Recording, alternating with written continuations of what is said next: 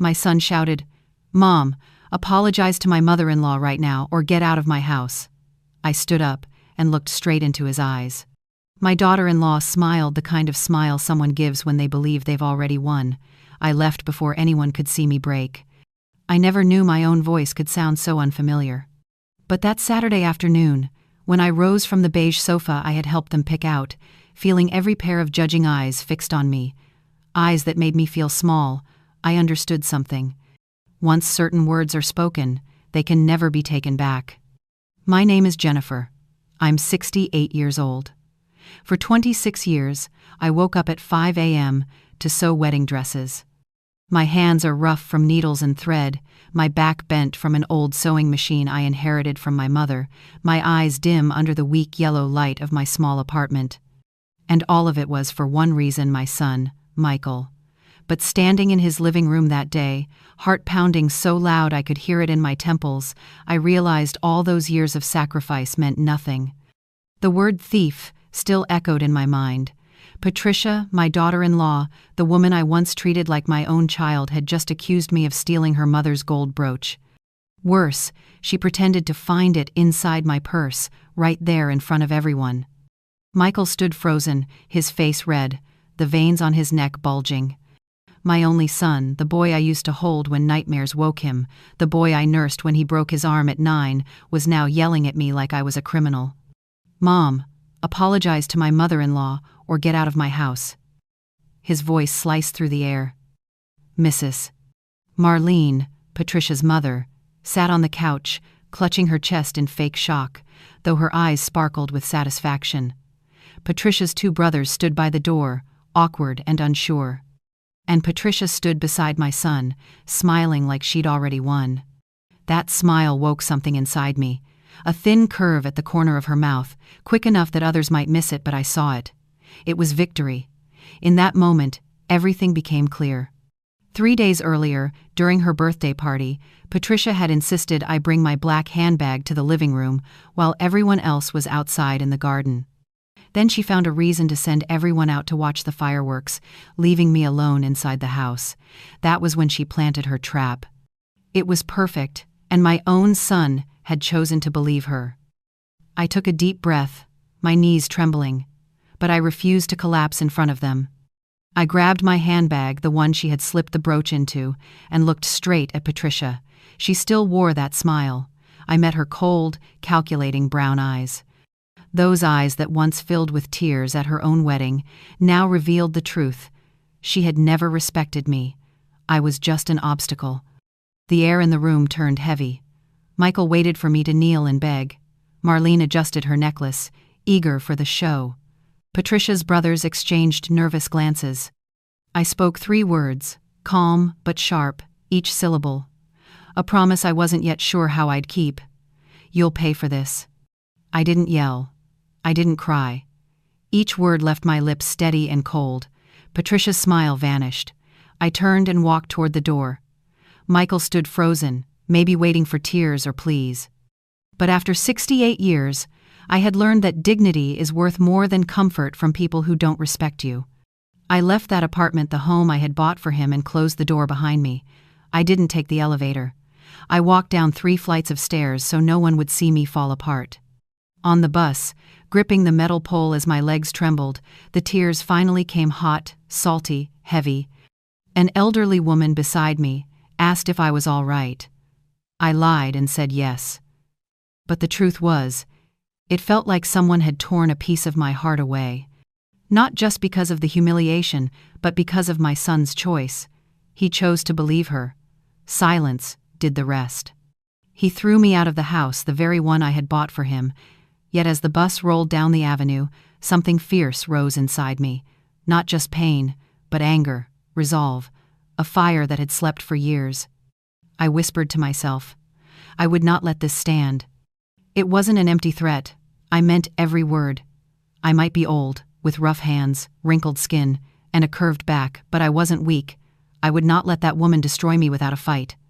I didn't know yet that just 2 weeks later, it would be Michael standing at my door, desperate and begging for help. And that time, it would be my turn to repeat those same 3 words.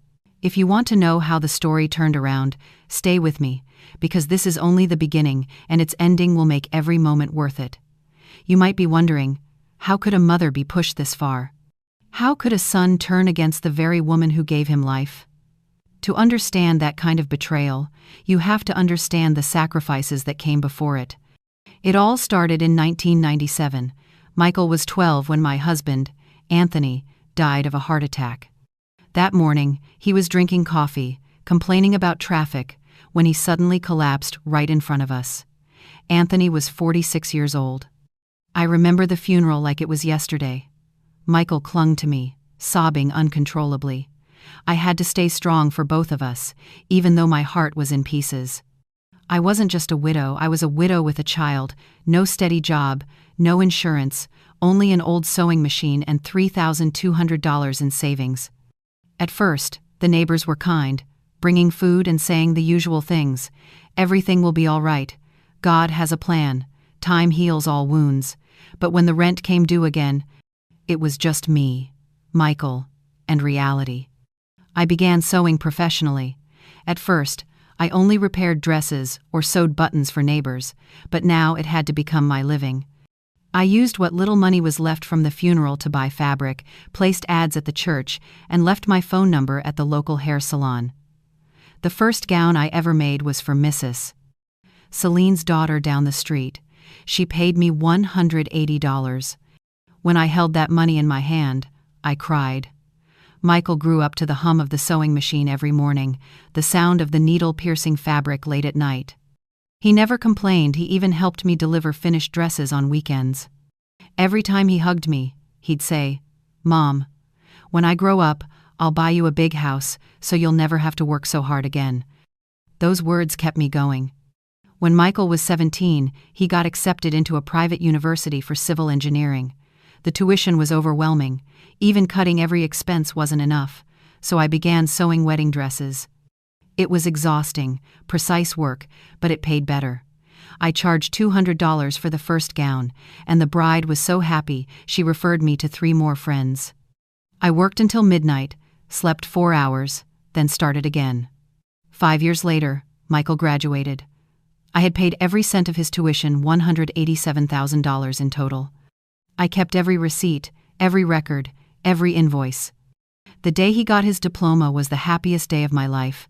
I thought all my sacrifices had finally paid off. Michael found a job as an engineer earning $3,200 a month.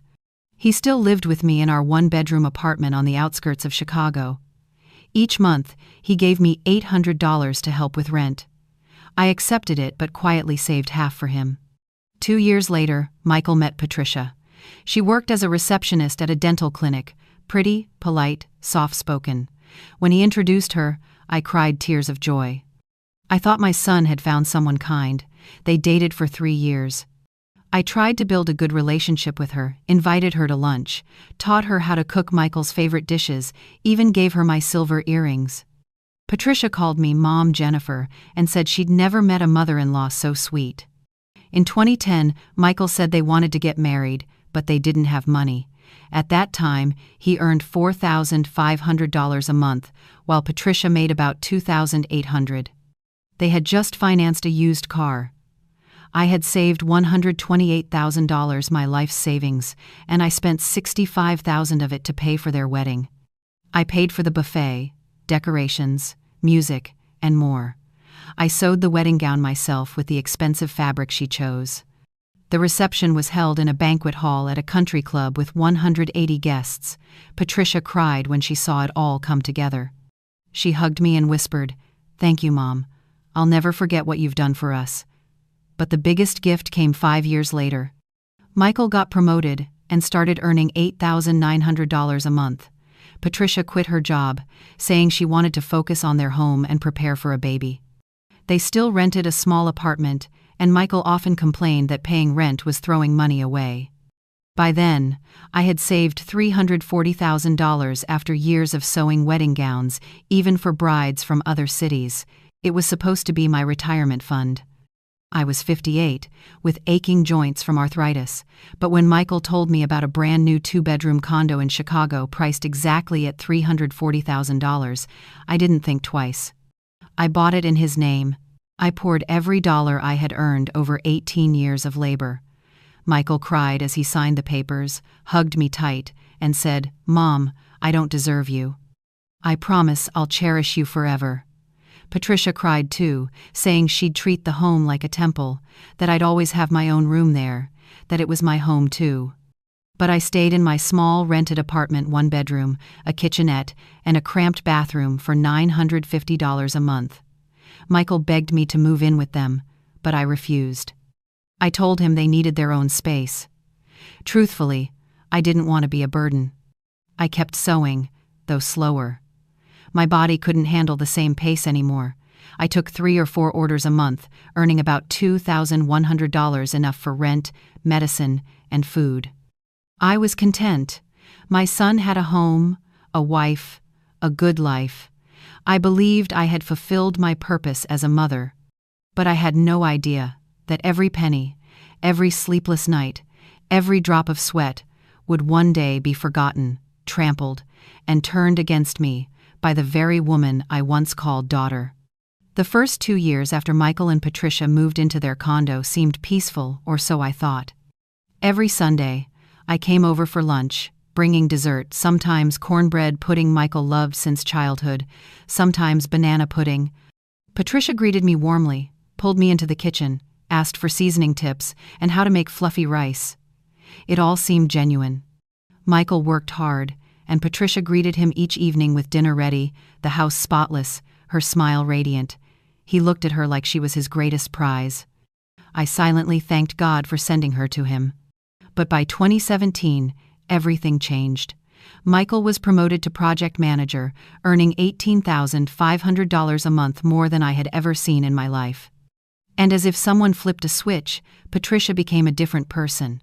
The first thing that changed was her wardrobe. She only wore designer brands, leather purses, imported shoes, dresses that cost more than my monthly income. Her hair, once dyed at home, was now styled every 3 weeks at an upscale salon in River North. Her nails were always polished, her makeup flawless, her perfume strong enough to smell from 10 feet away. I didn't judge. It was their money, their choice. But along with the new look came a new attitude. One Sunday, I came for lunch wearing a floral blouse I had sewn myself. It wasn't fancy, but it was neat and clean. When I walked in, Patricia looked me up and down and smirked. "Mom, don't you think that blouse is a little out of style, especially since we have guests today?" "Guests? Since when was I a guest?" I froze. Michael was in the kitchen, unaware. Patricia calmly set the table and added, "My mom, Mrs. Marlene, is joining us for lunch. You know how particular she is." I stood there holding my cornbread pudding, suddenly feeling small among all the crystal glasses and spotless white plates. About half an hour later, Marlene arrived, a 62-year-old woman, thin, short, modern haircut, dressed head to toe in designer clothes, her eyes scanning every detail of the room. She greeted me with 2 air kisses, then took the head of the table, my seat. During lunch, Patricia and her mother talked about things far beyond me: their upcoming trip to Miami, a new restaurant in downtown Chicago offering a unique culinary experience, and a spa that cost $800 a night. Michael didn't say much, just smiled proudly, happy that he could provide that kind of luxury. And I sat quietly, eating my food in silence. When I mentioned that I had just finished a wedding dress for my neighbor's daughter, Patricia laughed. "Mom, could you please not talk about sewing today? It's a little awkward." Awkward? The profession I'd devoted 26 years of my life to embarrassed her. Michael looked down, saying nothing. That was the day I felt the ground vanish beneath me, and everything only got worse from there. The visits slowly stopped. Michael would call to say they were busy, or that Patricia wasn't feeling well, or that they were going to the beach. Every excuse made sense, but the result was always the same: I was left out. When I did come over, I could feel their unease. Patricia rolled her eyes when I spoke. Marlene pretended to be polite, and Michael, blind in his happiness, saw nothing wrong. Once, I tried to surprise them by bringing Michael's favorite pumpkin jam. I rang the bell, but no one answered. Through the window, I saw them eating lunch with Marlene. The dining table was covered with the embroidered cloth I'd given them as a wedding gift. Fresh flowers, wine, laughter. They looked like a perfect family without me. I stood there with tears streaming down my face, then turned away, went home, put the jam in the fridge, and cried until evening. Patricia's words grew sharper over time. "Mom, have you thought about dyeing your hair? Those grays make you look really old." Or, "Oh, those sandals look like you bought them at a flea market." Sometimes she'd whisper, "Michael, your mom should change her toothpaste. Her breath smells." Each word cut like a tiny blade. Worse, I started believing it. I felt outdated, ugly, and useless. I stopped bringing homemade desserts and started buying them from expensive bakeries, spending money I didn't have. I bought a more modern blouse, which ruined my weekly budget. I even tried dyeing my hair at home and ended up ruining it. Patricia looked at me and sighed. Such a shame. If you'd told me, I could have recommended my salon $450 a session, but totally worth it. $450, half my rent. Michael spoke less and less. Our phone calls became short and cold. Whenever I asked how he was, he'd just say, "I'm fine, Mom. Been busy with work." No stories, no warmth, no sharing. Between us stood a wall I couldn't break through. I tried talking to him once. It was a Saturday afternoon after 3 weeks without seeing each other. I called and said I needed to talk. Michael agreed to meet at a coffee shop near his house. When I arrived, he was already there, staring at his phone. He greeted me with a quick kiss on the cheek and asked, "Mom, what's going on? Is everything okay?" I took a deep breath and said, "Son, I feel like you're slipping away from me." I told him, "I feel like I'm no longer part of your life. Did I do something wrong?" Michael sighed the weary kind of sigh, from someone who doesn't want to continue the conversation. "Mom, you're overthinking. I'm just busy with work, and Patricia has her own things going on. We have our own schedule now, but that doesn't mean I don't love you." My voice trembled. "But sweetheart, I barely see you anymore, and every time I come over, I feel like Patricia isn't happy I'm there." He cut me off. "Mom, come on. Patricia adores you. She always says nice things about you.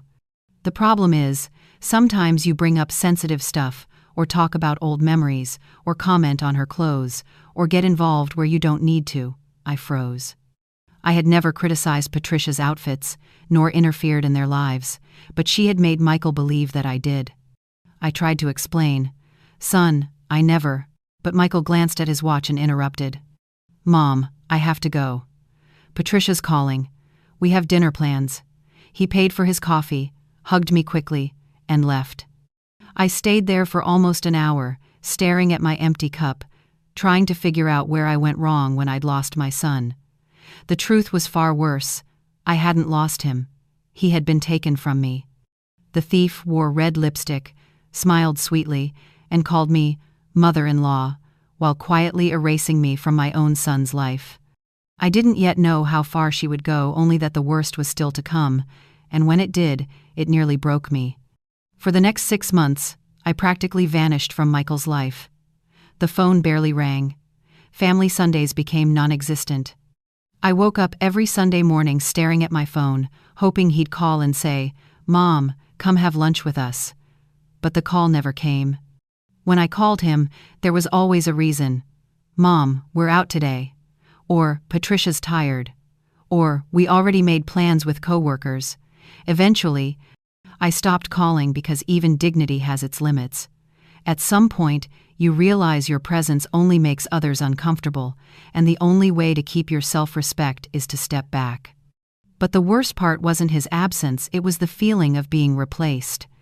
One Thursday afternoon, I decided to pass by their building.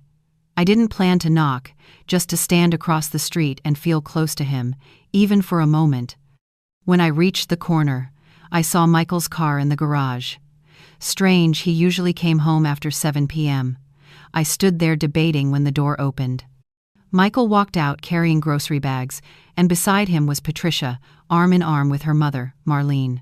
They were laughing together like the perfect family before heading inside. My chest tightened. He had taken the afternoon off to go shopping with his mother-in-law but never had time for me. I went home on the bus, tears streaming down my face. A little girl, maybe 10, handed me a tissue. I smiled, thanked her, and said I had allergies, but inside, I was breaking apart. My son was forgetting me. And worse, he was replacing me. Social media only made things worse.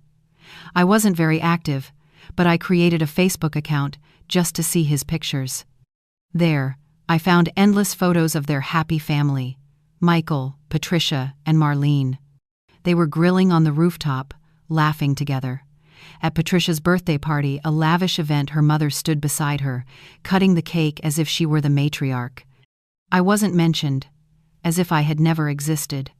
In one photo, Michael hugged his mother-in-law with a caption, "Grateful for such an amazing second mom," a second mom, while the first had been erased.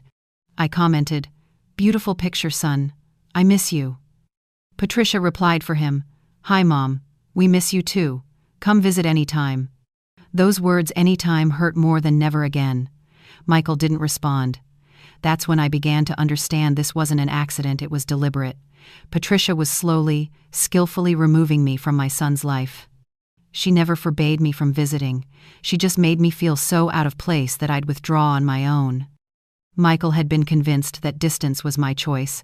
Sometimes Patricia even told him, "Honey, your mom's enjoying her own life now. Let her rest, it's good for her." Enjoying my life? At 66, living alone in a tiny apartment, that wasn't freedom, it was loneliness. I tried one last time. In January, the weather was freezing. I called Michael. "Sweetheart, it's been so long since we talked. How about coffee, just the two of us like old times?" Silence on the other end. "Mom, I'm swamped with work right now," I pleaded. "Just an hour, son. I just want to see you. Patricia already planned something for today, Mom. Maybe another time I'll check my schedule and call you." He never called back. That night, I lay on my narrow bed in the cold apartment, listening to the muffled voices of my neighbors through the wall, and cried until there were no tears left. I cried for 26 years of work, for sleepless nights, for the $340,000 I'd given without hesitation. I cried for the boy who once hugged me and said I was the best mom in the world because that boy no longer existed. Now there was only a stranger, a man who treated his mother like an obligation to be postponed indefinitely. Patricia had done her job perfectly. She erased me quietly, no fights, no drama, just the slow, steady fading of my existence, like someone blowing out a candle.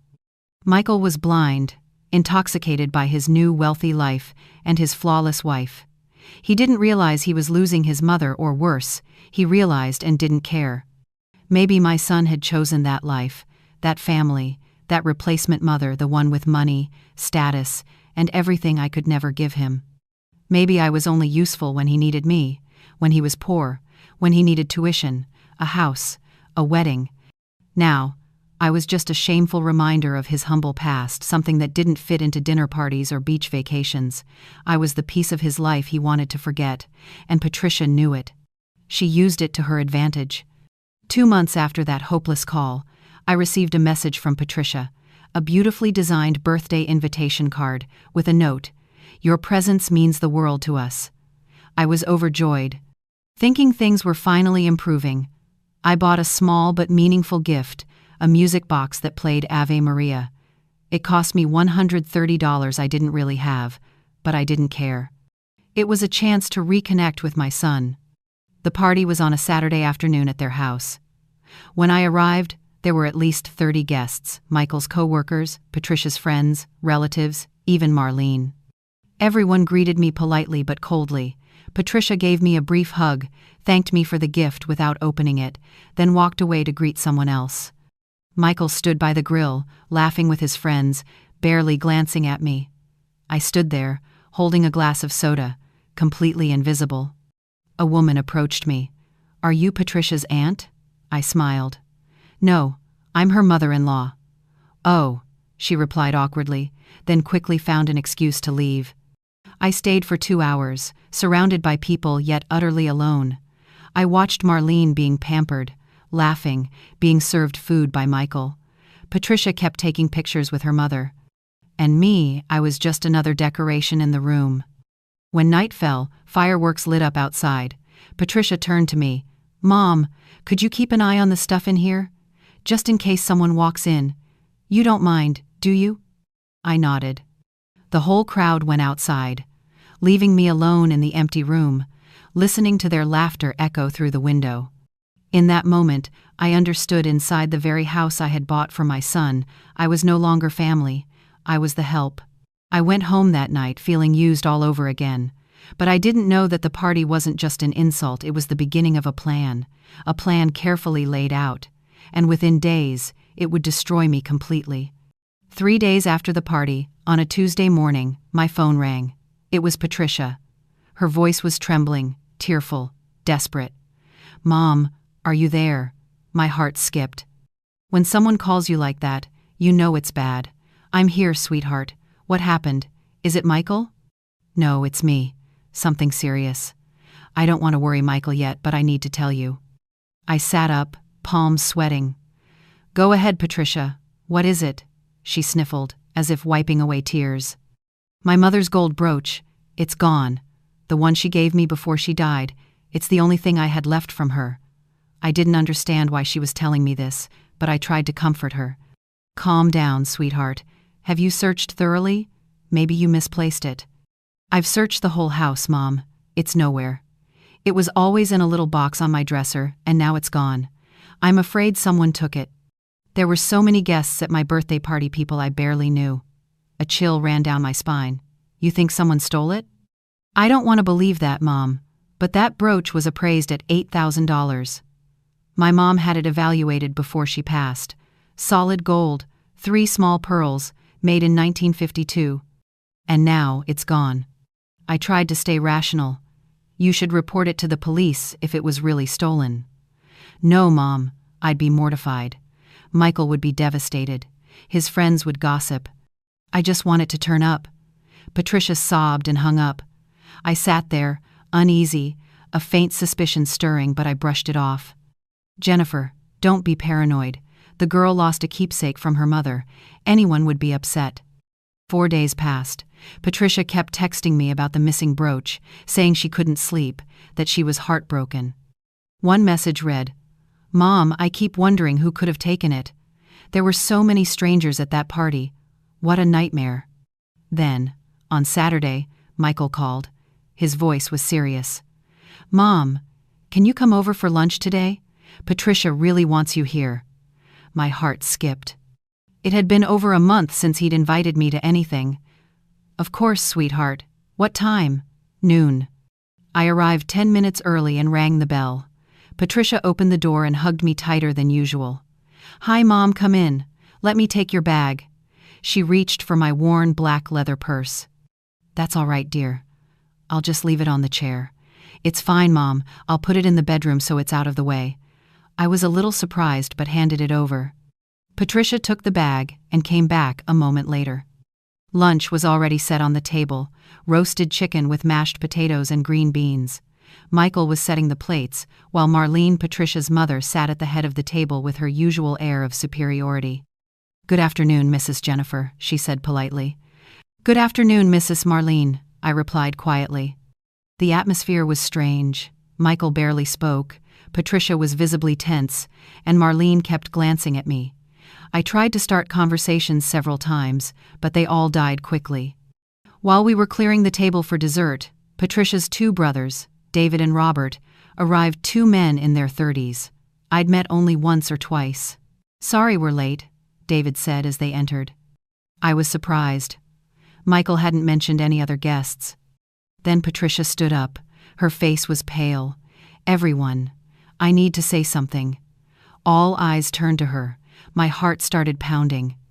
"I wasn't planning to say this today, but I can't take it anymore. Everyone knows my mother's gold brooch is missing, right?" Michael frowned. "Missing? What do you mean, Patricia? Why didn't you tell me?" "I didn't want to worry you. The brooch my mother gave me before she passed away, the one with 3 pearls. After the party, it disappeared. I've searched everywhere." Marlene put a hand on her chest, breathing heavily. "Oh, Patricia, that was a family heirloom. I remember clearly your grandmother gave it to me. This is terrible." "I know, Mom. I'm devastated." Michael stood abruptly. "Why didn't you tell me sooner? We could have looked for it or called the police." "I couldn't believe someone would steal it. But now, I need to know the truth." Then she looked straight at me. I recognized that look, immediately cold, calculating. A trap. "Mom," she said, voice trembling, "can I ask you something? Please don't take it the wrong way. Did you notice anything strange during the party? Maybe someone walking into the bedroom?" A chill ran through me. "Patricia, what are you saying? You think I saw someone steal it?" "No, not at all. It's just, you stayed inside the house while everyone went out to watch the fireworks, so I wanted to ask if you saw anyone walk down the hall or into the bedroom." Michael looked at me. Everyone's eyes were on me. "I didn't see anything, Patricia. I sat in the living room the whole time and never moved." "You're sure?" "Absolutely." The air grew heavy. Marlene broke the silence. "Patricia, darling, if the brooch still hasn't been found, maybe we should check, just to be sure." Michael frowned. "Check what?" Patricia bit her lip, tears spilling down. "I don't want to do this, but maybe we should check everyone's bags." I froze. "What do you mean, check bags?" My voice trembled. "Just to rule things out, Mom. Please don't take it personally. Maybe someone grabbed it by mistake." Michael shook his head. "Patricia, that's ridiculous. My mother would never—" "I know, honey. But I need peace of mind. I need to know I did everything to find my mother's brooch." Now she was crying or pretending to. I looked at my son, waiting for him to defend me, to say he wouldn't let anyone humiliate his mother. But he stayed silent. "All right," I said coldly. "Go ahead." Patricia went to the bedroom and brought out my purse. She held it tightly, like evidence, placed it on the dining table, unzipped it, and began to search. My heartbeat roared in my ears. She took out my wallet, my old phone, a handkerchief, my keys, then stopped. Her fingers grasped something small and golden. It glimmered under the light. The brooch. "Oh my God!" Marlene gasped. Michael's face turned white. Patricia's brothers exchanged glances. Patricia turned to me, eyes glistening, voice breaking. "Mom, why?" The world collapsed around me. I couldn't breathe. It felt like all the air had been ripped from my lungs. I stared at the little gold brooch in her hand, real gold, 3 shining pearls, and my mind went blank. "That's impossible," was all I could say. Marlene jumped up so fast, the table rattled. "I can't believe this. Patricia, my poor child." "I didn't want to believe it either, Mom," Patricia sobbed, clutching the brooch to her chest. Michael stood frozen, looking at me as if I were a stranger. "Son, I didn't take it. I swear to God. I don't know how it got into my bag." My voice rose, desperate, begging him to believe me. But his eyes showed only confusion, disappointment, disgust. "Mom, how could you? Why?" "I didn't take it." My shout echoed through the room. Patricia's brothers stepped back. David whispered something to Robert, but I couldn't hear it. Patricia cried louder, wiping her tears. "Mom, if you needed money, why didn't you tell us? We would have helped. You didn't have to do this.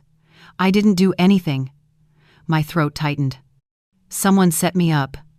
Someone put it in my bag." "Set you up?" Marlene scoffed.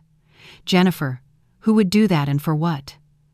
I looked straight at Patricia, deep into her eyes, and for a brief moment, I saw the glint of triumph behind her tears. The faint curve of a victorious smile she tried to hide. She had done it. She planted that brooch in my bag, but how could I prove it? "Michael, look at me," I said, my voice breaking. "I raised you alone. I worked 26 years to give you everything. Do you really think I'd steal?" He covered his face, his voice hoarse. "Mom, I don't know what to believe anymore. The brooch was in your bag, because someone put it there. Who? Who would do that, Mom? His shout made me flinch. In 33 years, he had never raised his voice at me. Patricia pretended to cry harder, sobbing, "Honey, please stop yelling. This is breaking everyone's heart." She stepped closer to Michael, placing her hand on his arm. He pulled her into his arms, holding her tightly as if protecting a fragile victim. Watching my son embrace that deceitful woman, the one who had manipulated, divided, and destroyed the bond between us, something shattered inside me, not from pain or injustice, but from humiliation. The humiliation of standing in the very apartment I had paid for, accused of theft, looked at with pity and contempt by people who knew nothing about me. Marlene crossed her arms and stared at me smugly. "Jennifer, I think you owe my daughter an apology. It's the least you can do. Apologize for something I didn't do to the woman who had torn my family apart." "I will not apologize," I said, my voice low but firm, because I did nothing wrong. "Enough, Mom," Michael snapped, his face flushed. "Can't you see? The brooch was in your bag. Just apologize and this will be over." "No." "Why not?" "No, Michael, I will not lower myself for something I didn't do." His breathing grew heavy, nostrils flaring. Patricia buried her face in his shoulder, sobbing like the world was collapsing around her. And then Michael said the words I will remember for the rest of my life. "Mom, apologize to my mother-in-law, or leave my house." The room fell silent. I looked at the man before me, the child I once held in my arms, the boy I stayed up all night to feed, the teenager I hugged when his father died, the young man I worked decades to support. Now, in his place, stood a stranger one, who was throwing his mother out of the very home I had bought. "Leave your house?" I repeated, my voice strangely calm. "Your house, Michael?" He froze for a second, realizing what he'd just said. "Mom, I didn't mean it like that. You have to understand. I understand perfectly." I picked up the old leather purse on the table, the one that held the planted evidence, and looked at Patricia. She was still in Michael's arms, but when our eyes met, I saw that same victorious smirk flicker at the corner of her lips. I stepped closer. Michael tried to block me, but I brushed past him and stared straight into Patricia's eyes. "You will pay for this," I said slowly, clearly. The smile vanished. I turned and walked to the door. No one stopped me. No one called after me. I stepped into a different life. When the door closed behind me, I knew I would never be the same. Some betrayals don't just break you, they change you forever. I cried for 3 days straight, locked inside my small apartment. I didn't eat, didn't go out, just lay on my thin mattress, staring at the cracked ceiling. The phone rang several times, unknown numbers. I didn't answer. I didn't want pity. On the 4th morning, I woke up feeling different. The pain was still there, deep and raw, but underneath it burned something else, a fire, anger. Pure, sharp, steady anger. I got up, showered, got dressed, and pulled an old folder from my drawer. On the table were all the documents that proved what I had given Michael, every bill, every receipt, every bank transfer. 26 years of my life summed up in paperwork: $187,000 for his college tuition, $65,000 for his wedding, and most importantly, the purchase contract for the apartment worth $340,000, which had originally been in my name before I gifted it to him. A gift. It sounded noble, but for me, it was the biggest mistake of my life. I organized everything in chronological order, dividing it into 3 sections: education, marriage, and housing. If I had invested that money instead of giving it away, I would have nearly $600,000. Now $600,000 for the son who threw me out of the house over a brooch I never took. By early afternoon, I left home and went to see a lawyer. His name was Arthur Miller, a family law specialist. His office was in an old building downtown, on the 2nd floor. The elevator was broken, so I took the stairs. The secretary looked me up and down and asked, "Do you have an appointment?" "No, but it's urgent. I can pay for a consultation." She hesitated, her eyes flicking to my simple clothes, my worn shoes, and my old purse, then sighed. "Let me see if he's available." 10 minutes later, I was sitting across from his wooden desk. He was a man in his 50s, balding, thick glasses, Loose tie. You've got 10 minutes.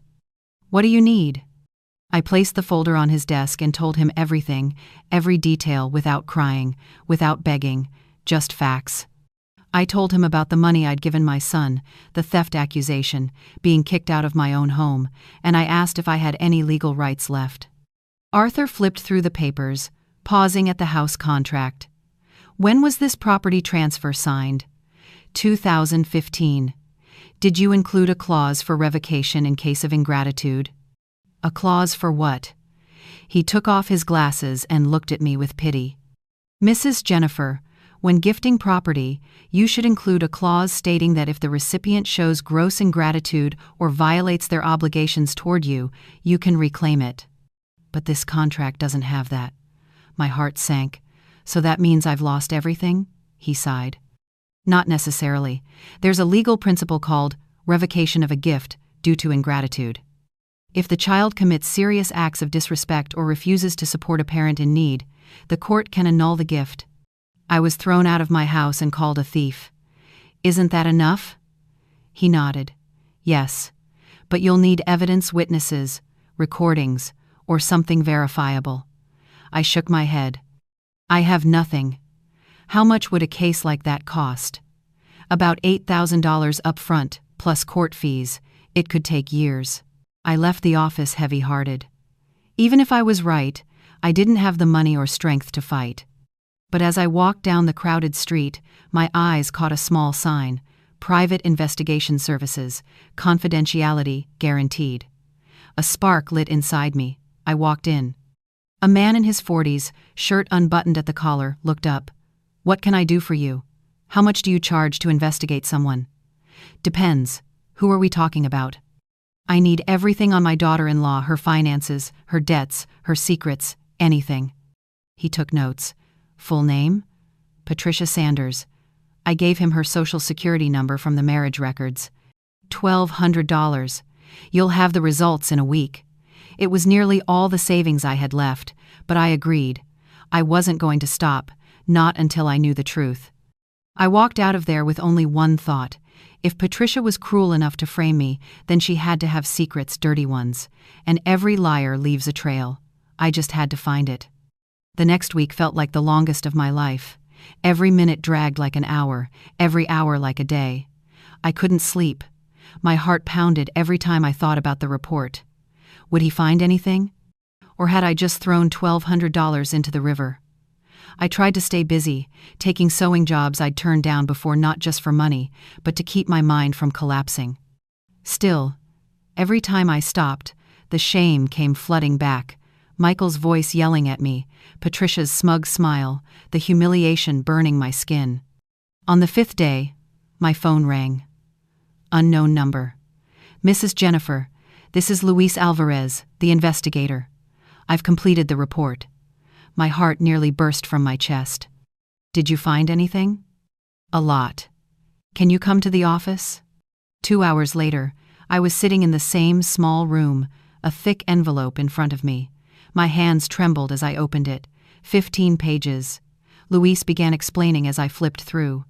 Your daughter-in-law has a terrible financial history. She has 4 credit cards all maxed out.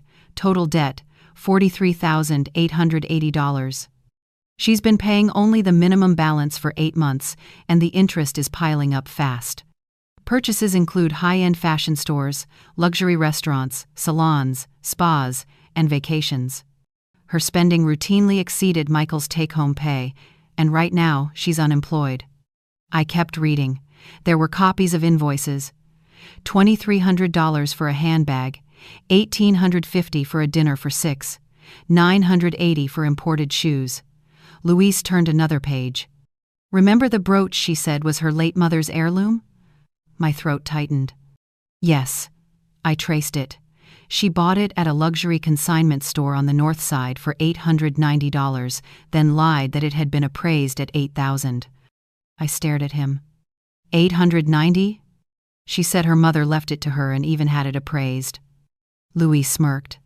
Her mother's alive, Marlene Smith, 62, a retired state employee. Their relationship is strained. Marlene often complains about having to support her daughter financially. I was stunned. Everything was a lie.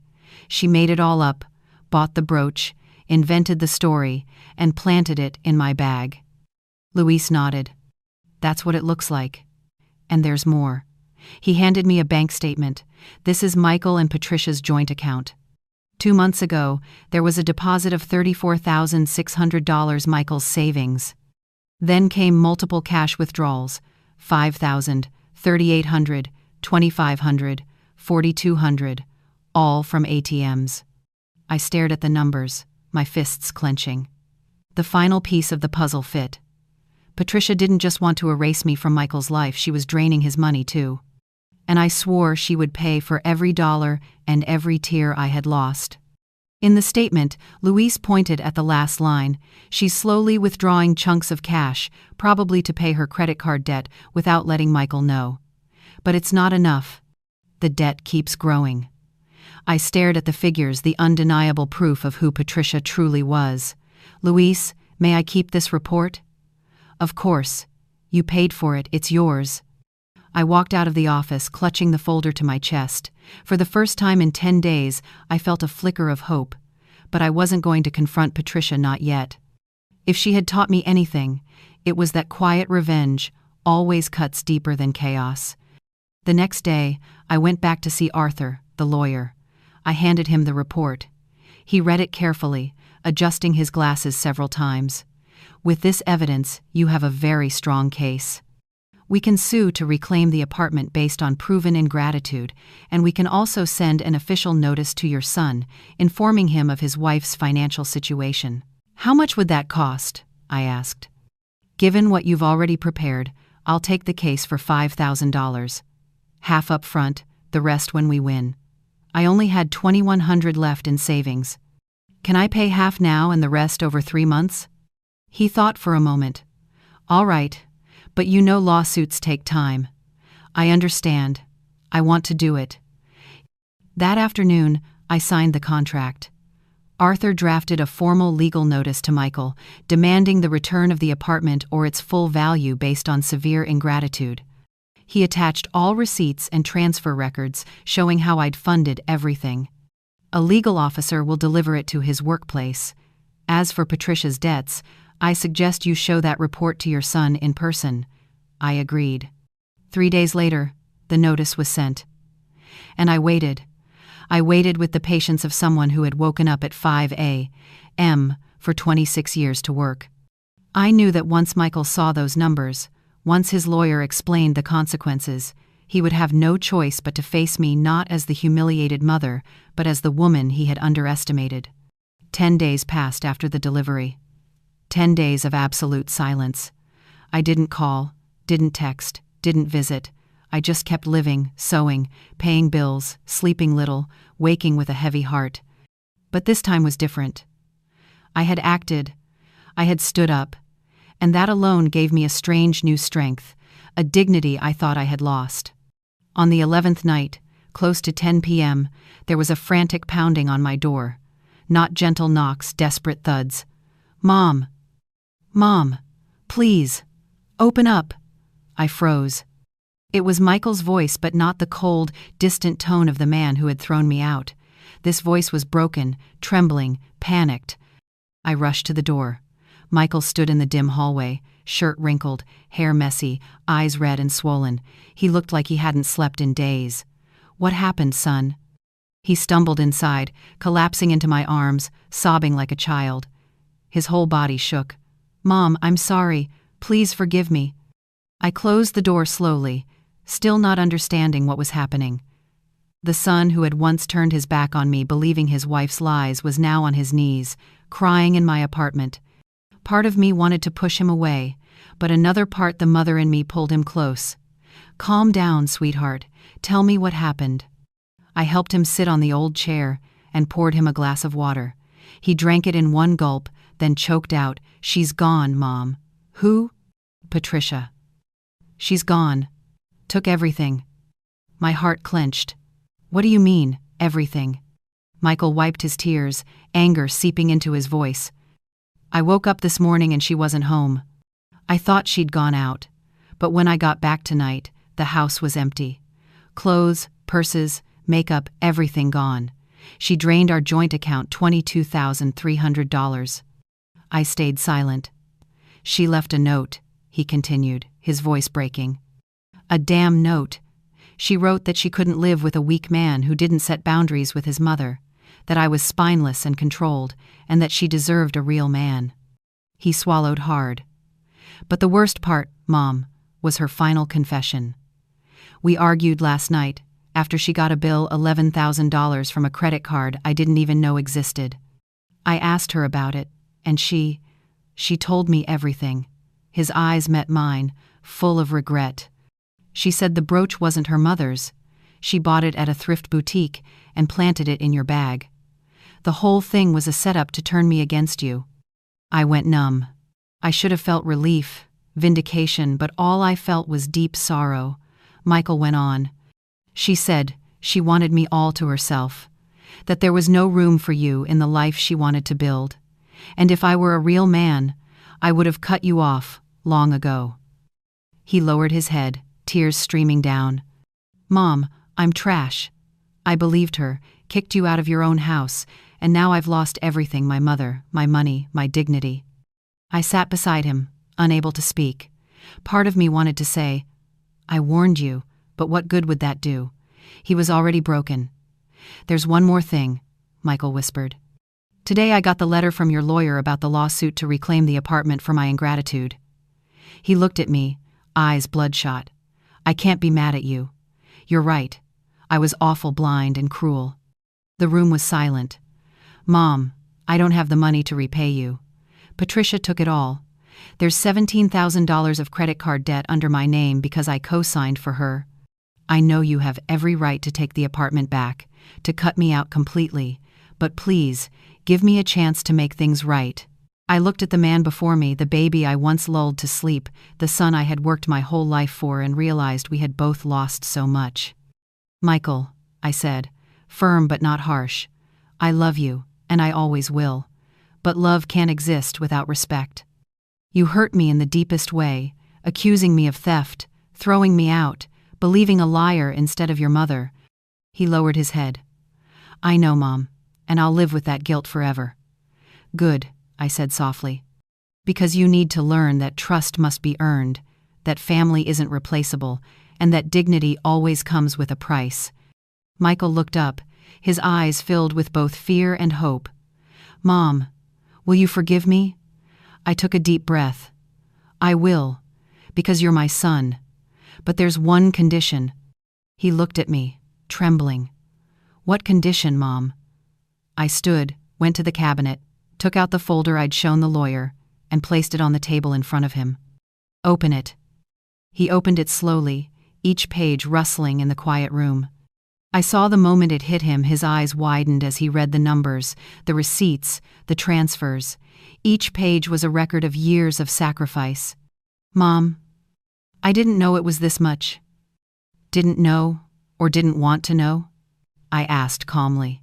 He stayed silent. $187,000 for college, $65,000 for your wedding, $340,000 for the apartment. That's not counting the years I fed you, clothed you, bought your books, every meal, every expense. Do you know what it all adds up to, with interest? He shook his head. Almost $600,000, Michael. $600,000. While I lived in a tiny rented apartment, eating eggs and rice to save money, you lived the life I never had. Tears streamed down his cheeks again. I'm selfish. Yes. But selfishness can be healed. Do you know how? He lifted his head, waiting for an answer. Through humility, through work, and through consequences. I sat beside him. Here's my condition. You will sell the apartment. His face went pale. Sell it? Yes. You'll sell it. Pay off all the debts in your name that she left behind.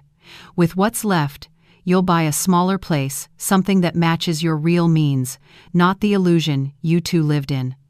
He was about to protest, but I raised my hand. I'm not finished.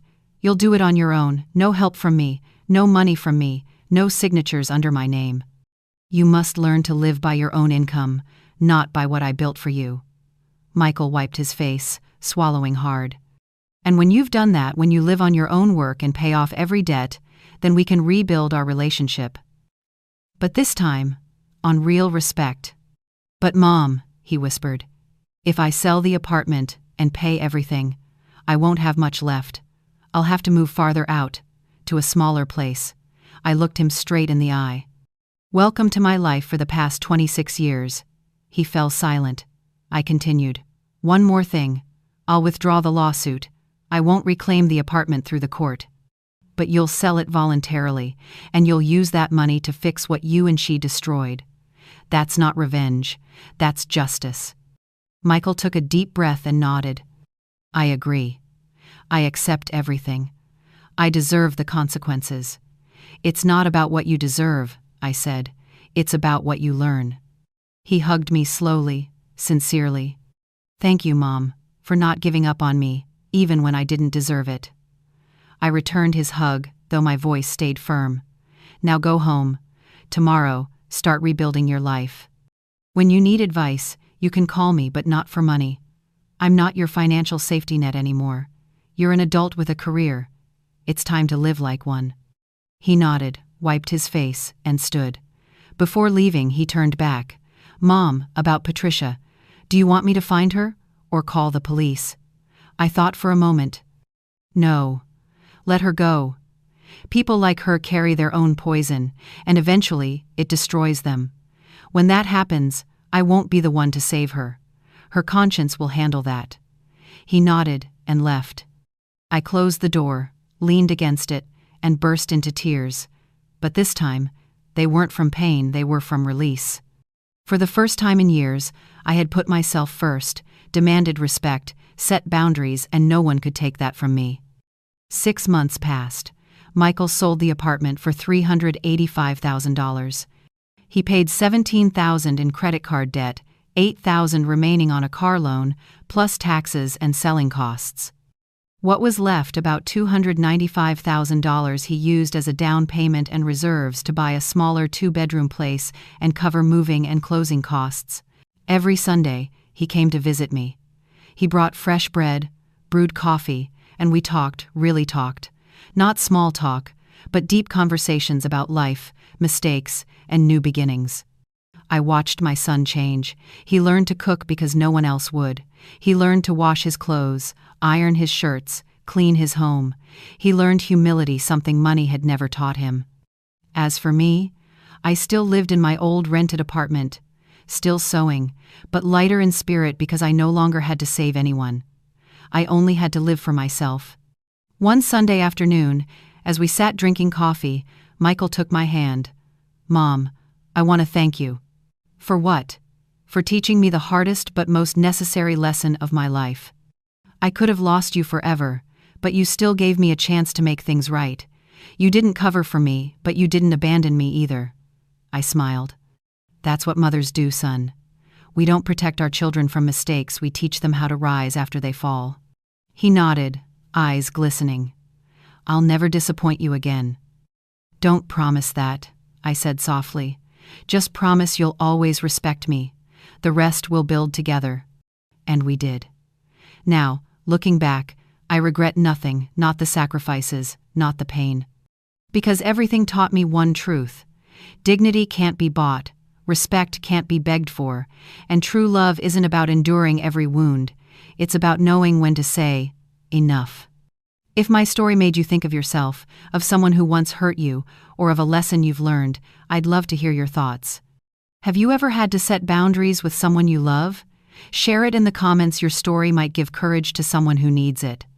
And if you believe that every experience is a lesson in growing stronger, stay with me so we can keep listening, learning, and healing together.